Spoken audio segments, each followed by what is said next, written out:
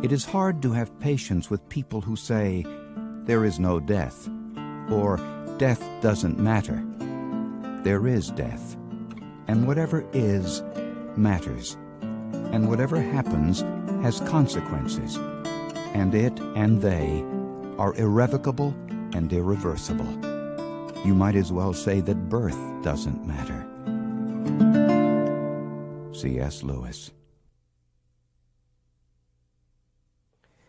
End of life is not a topic that most of us would choose to think about. As nurses, however, you have a responsibility to understand, to empathize, and most of all, to care. Nurses must help patients to find meaning at the end of life, focusing on living and acknowledging death.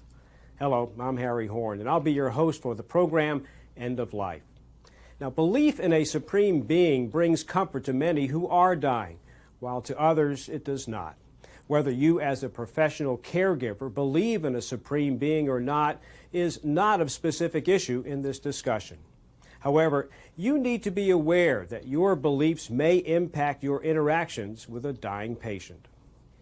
What is of importance is that you may be caring for an individual who does or does not believe. You must attempt to meet your patient's and your family's needs. Some deaths occur quickly as a result of trauma or a medical occurrence such as a heart attack or stroke. Some occur as a result of chronic long-term medical conditions or relatively long-term conditions such as malignancy. While others may occur as part of the natural life cycle, we just get old. We live in a society that pursues youth and immortality. Modern medicine provides cures for diseases that once killed millions and were considered incurable.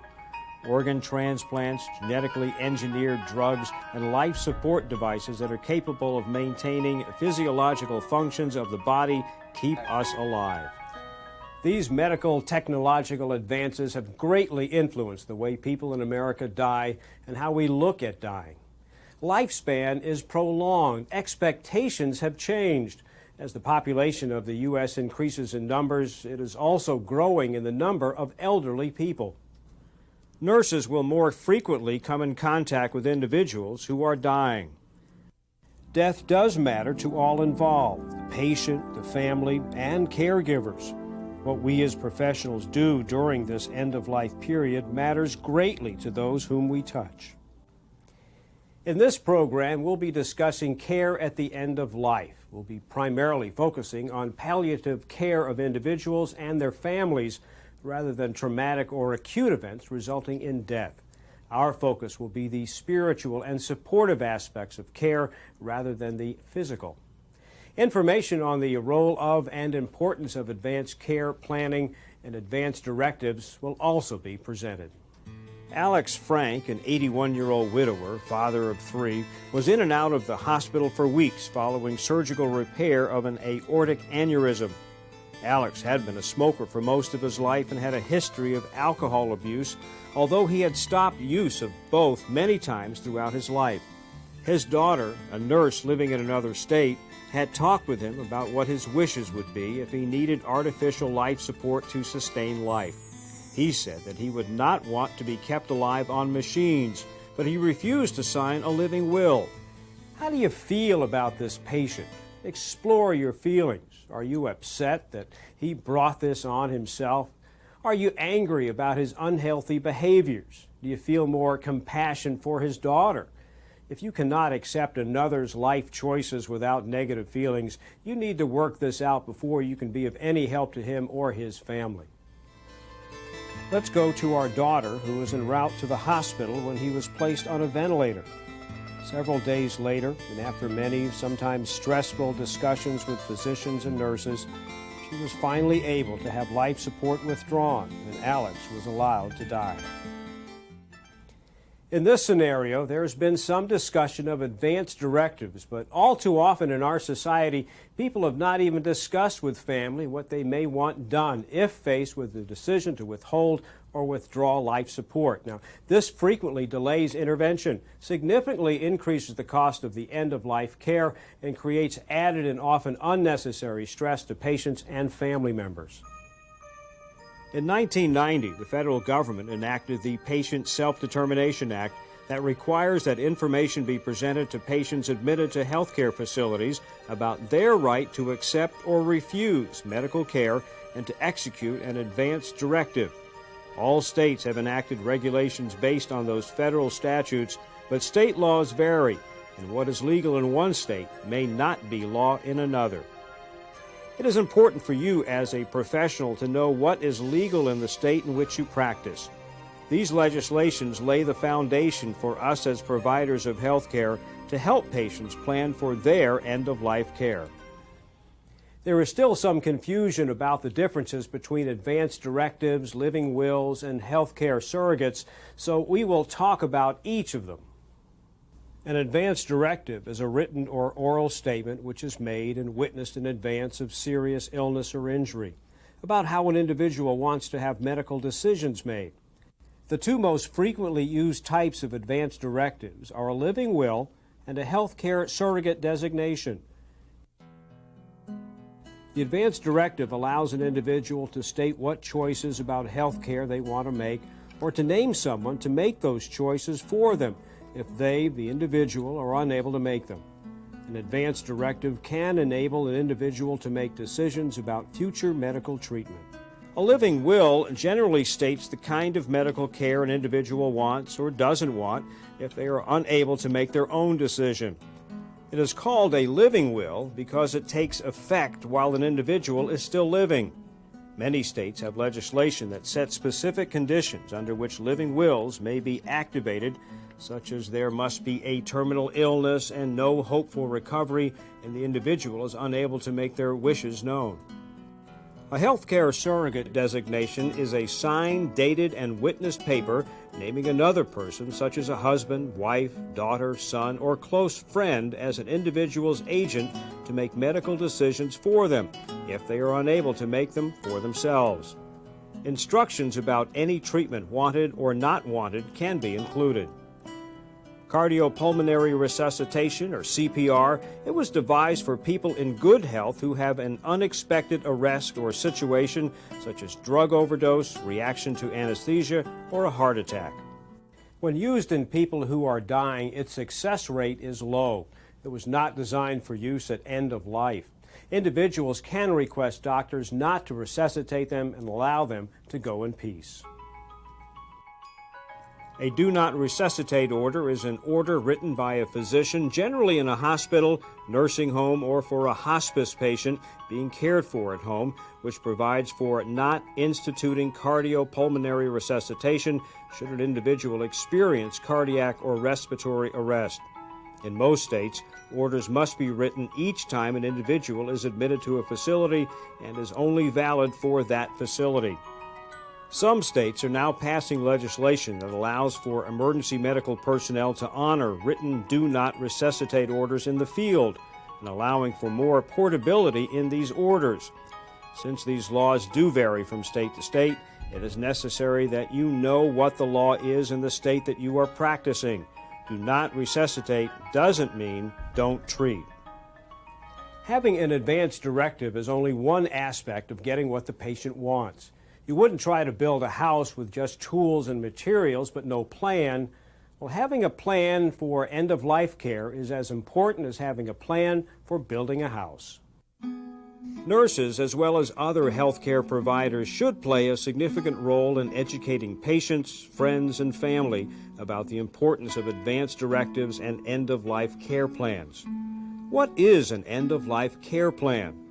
An end-of-life care plan is a way to set goals for medical treatment and for social, emotional, and spiritual support in all stages of a person's care from the time they face serious illness or decline until their death. The plan must include a process for reviewing and evaluating the goals from time to time.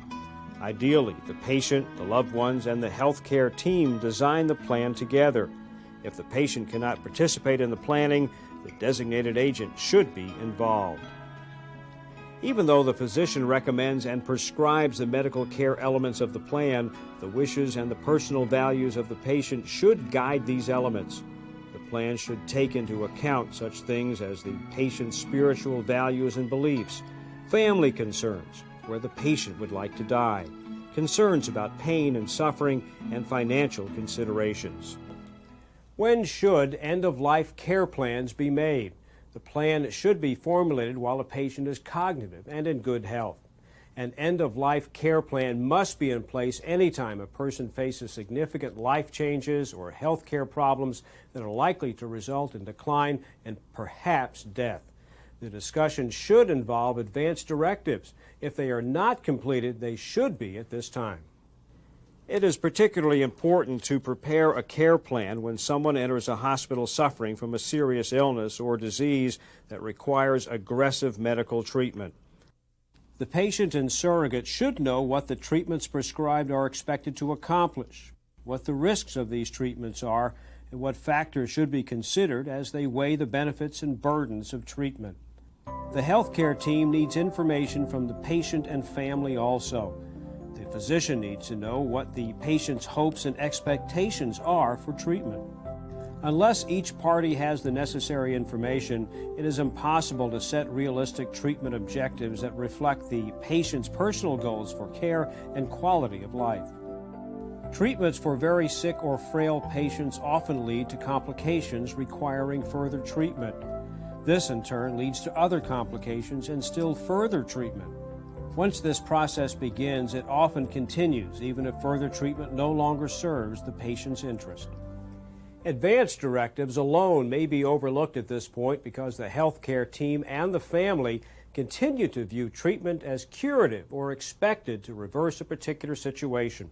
An overall care plan provides a context within which new treatments can be considered in light of the patient's personal goals.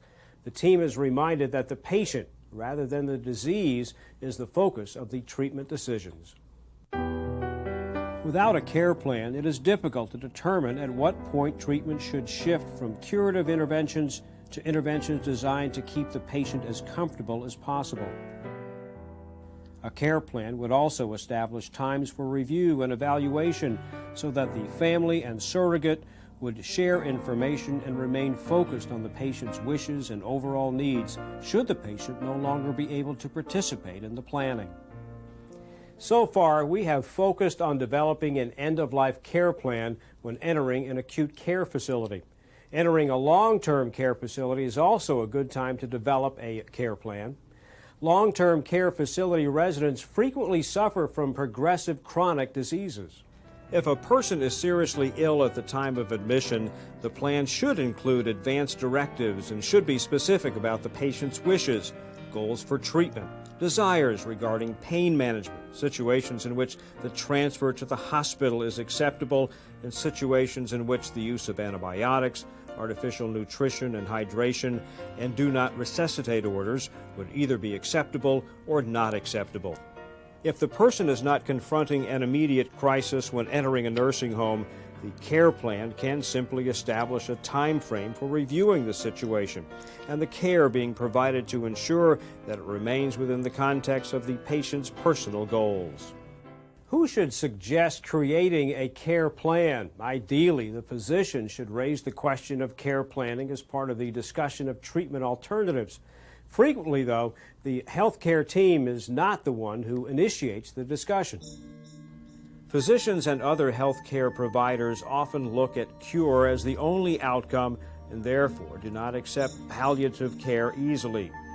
They have difficulty in accepting what they perceive as failure. They don't accept the fact easily that death is a basic element of life. Palliative care, sometimes called hospice-like care, is a way of treating a person with a serious illness when cure or meaningful recovery or improvement is no longer possible. It focuses on physical and psychological comfort while maximizing function during the life that remains. Palliative care is helpful during any incurable disease, although many associate it with cancer. People who receive good palliative care for pain will be soothed and comforted. Remember, the goal of palliative care is not to cure, but to provide better quality to the end of life. Frequently, terminally ill patients will say they are not afraid of death, they are afraid of dying. What is the role of the nurse in providing supportive or palliative care? Professional nursing practice is based on the philosophy that nursing is interpersonal and holistic in nature. This implies that the nurse uses the nurse-patient relationship as the foundation for care in order to address the patient's physiological, emotional, psychosocial, and spiritual needs. There are several crucial behaviors and attitudes involved on the part of the nurse to achieve an effective nurse-patient relationship.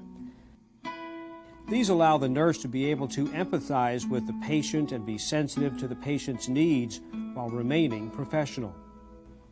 What does the nurse do when giving supportive care? 6 dimensions of the support role of the nurse in palliative care have been identified by researchers. These concepts reflect the holistic and interpersonal nature of nursing. These dimensions are valuing, connecting, empowering, doing for, finding meaning, and preserving own integrity. Before you can utilize these dimensions, you must honestly examine your own belief system and values. This will require introspection, such as what is your definition of quality of life? Your answer will place a framework upon which you can use as a reference point of human experience, allowing you to then relate to others. There is no correct or incorrect answers. Let's review the dimensions that may occur simultaneously, although we will be describing them separately.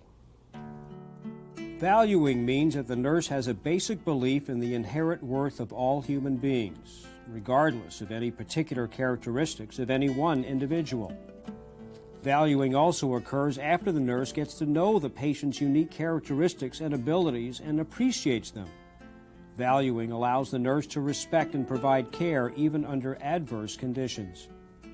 Connecting refers to the nurse making contact with the patient and establishing a therapeutic relationship. This involves introductions, establishing credentials, explaining roles, collecting baseline information.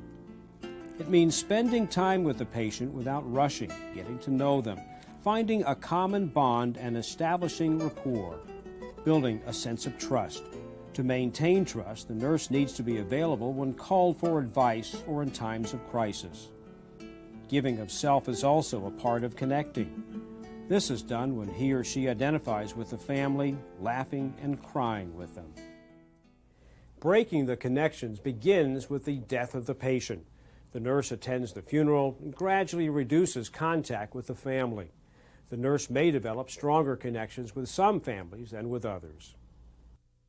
Empowering involves 6 components. They are facilitating, encouraging, diffusing, mending, giving information, and doing for. Facilitating involves building individual and family strengths.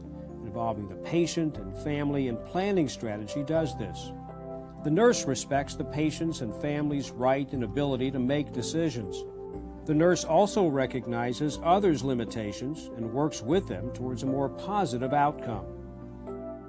Encouraging is acknowledging patient and family abilities, giving approval, supporting choices, and encouraging patients and families to do what they want. Diffusing is dealing with the patient's or family's negative feelings and giving them permission to express them. Listening openly and not acting defensively allows the person to ventilate their anger. Mending facilitates healing between family members. The nurse does this by interpreting behaviors and enabling individuals to see each other's points of view. Giving information involves teaching and explaining about medication, changes, and pain. This strengthens patient and family ability to do for themselves. Doing for is focused on the physical care of the patient. It involves controlling pain and symptoms, making arrangements, lending a hand, and team playing. Making arrangements is another aspect of doing for. In an acute care setting, this includes discharge planning, helping the patient and the family assess services and equipment for home care, and facilitating readmission to the hospital if necessary. Lending a hand can include helping with hands-on care, making necessary phone calls and arrangements at the time of death, and packing up patient personal belongings if the death occurs in a facility. Team playing is also part of doing for. It involves negotiating the system on behalf of the patient and family, consulting with other team members, sharing information, serving as a liaison between various institutions and programs for the benefit of the patient and the family. Finding meaning. There are two aspects of the nurse's role in helping patients find meaning in their situations: focusing on living and acknowledging death. Focusing on living means helping patients live until they die. Acknowledging death means that the nurse talks openly about death when patients and families want to do so. The nurse helps focus on living by helping the patients do things they want to do, helping them make the best of their situation, offering hope, encouraging reflection on their life, and helping fulfill spiritual needs. Acknowledging death means that the nurse does not avoid the topic of death. The nurse also develops strategies to help the patient and the family cope with the idea of dying and the actual process of dying. This may involve explaining the dying process and helping families to know what to expect if the patient dies at home.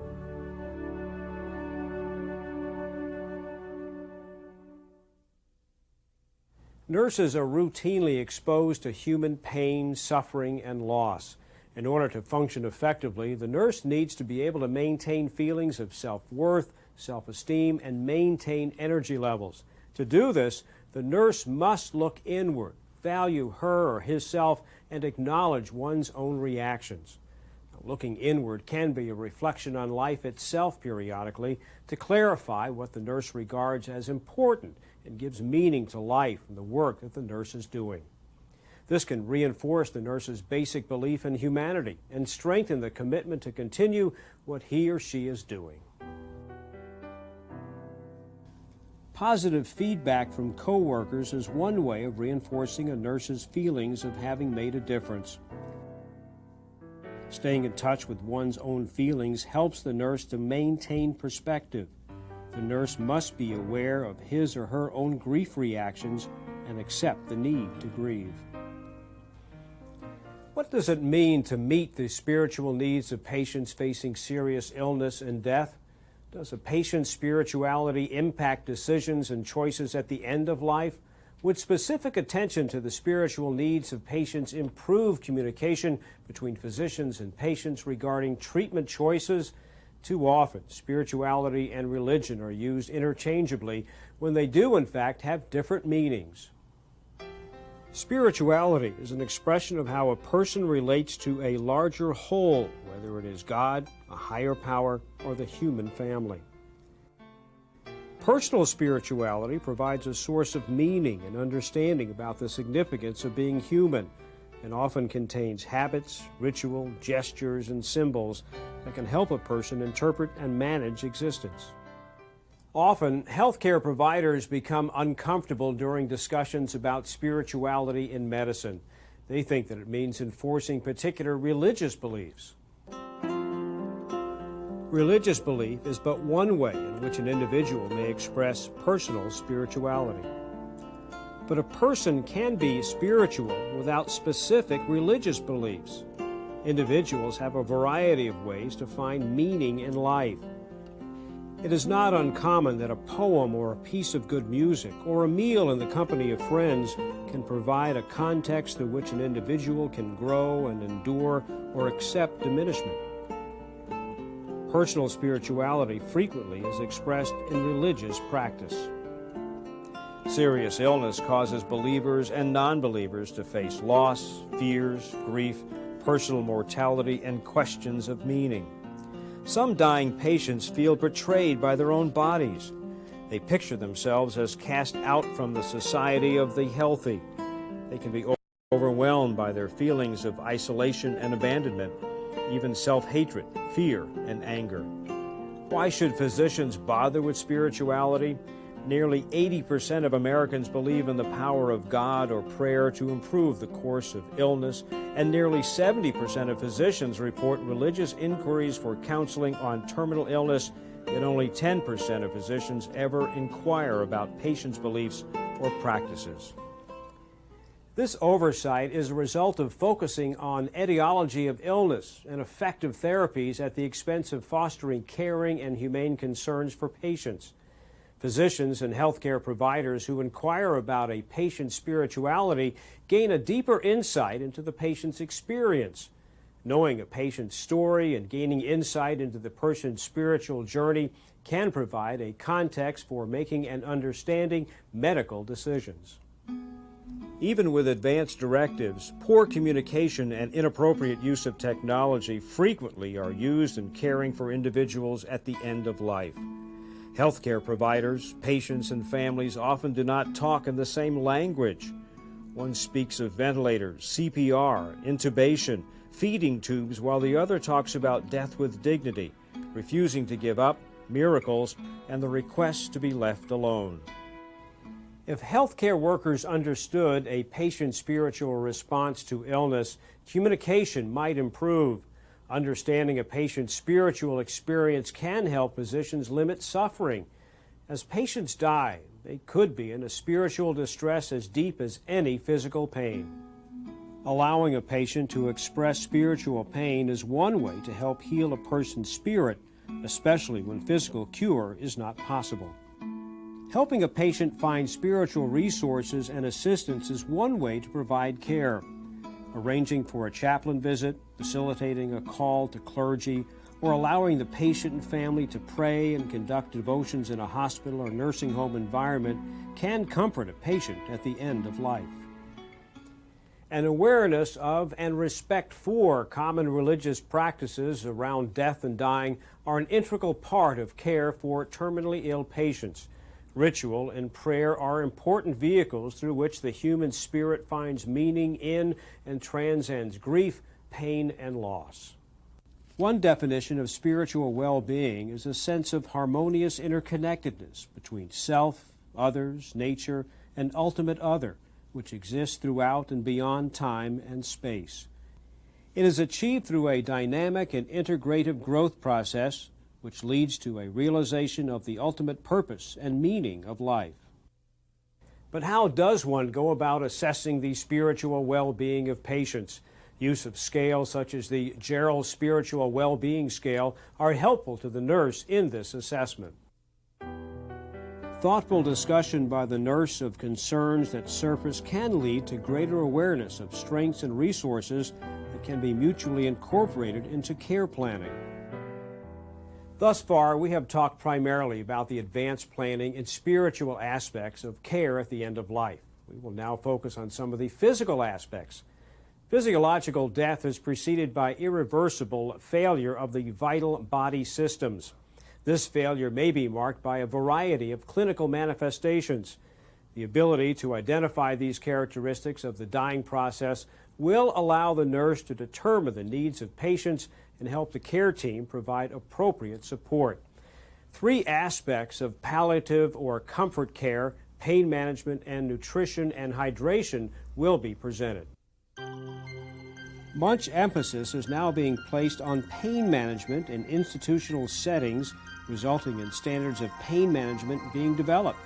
Numerous studies have indicated that physicians and nurses tend to under-medicate patients. We will not focus on this topic more than to say that nationwide, the hospice program is widely recognized for its pain management program and can be used as a model. As the body prepares to die, its need for nourishment diminishes. Healthcare providers accept a dying patient's refusal to take in food. In many instances, the patient is simply unable to take food. The long-standing belief that IV fluids should be given as a comfort measure to dying patients has been challenged in recent years. The expression of terminal dehydration is commonly used to refer to the process that occurs when a dying person's condition causes them to gradually reduce fluid intake. As the patient's fluid intake drops, a decrease in circulating blood volume and dehydration follow. Signs of terminal dehydration include dry skin and mucous membranes, postural hypotension, thickened secretions, oliguria, and reduced tissue perfusion with cerebral hypoxia. The gruesome picture of a dehydrated person is based on healthy individuals deprived of fluids. Symptoms reported are headache, abdominal cramps, nausea and vomiting, and dry mouth. The dying patient doesn't suffer the same discomforts. Studies have shown that dying dehydrated patients do not complain of thirst as healthy dehydrated patients do.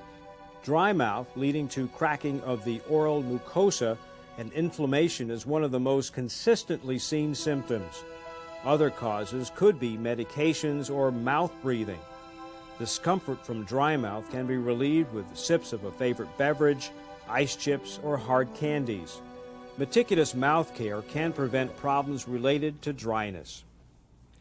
Dehydration might be seen as beneficial in some ways. With decreased urinary output, there is less need for the bedpan, urinal, or commode, and fewer incidences of incontinence. There may be fewer occurrences of vomiting with less gastrointestinal fluid, thus decreasing the need for tubes and suctioning for decompression. Reduction of pulmonary secretions reduces coughing and congestion, but not necessarily dyspnea.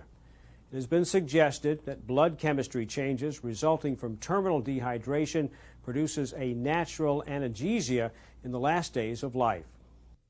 In this context, terminal dehydration could be considered palliative. For some patients who have reversible symptoms, such as nausea from hypercalcemia, hydration may be palliative. The decision to start artificial hydration or discontinue it, if already started, is an individual one that should be made weighing both the benefits and burdens. The end-of-life care plan discussed earlier in the program is making that determination.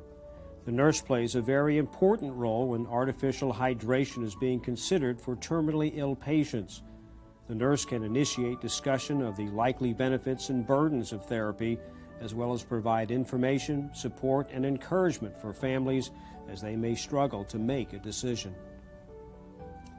In summary, professional nursing practice is based on the philosophy that nursing is interpersonal and holistic in nature.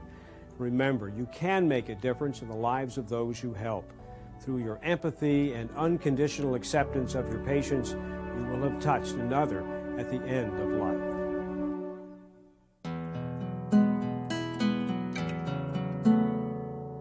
'Tis the human touch in this world that counts, the touch of your hand and mine, which means far more to the fainting heart than shelter and bread and wine.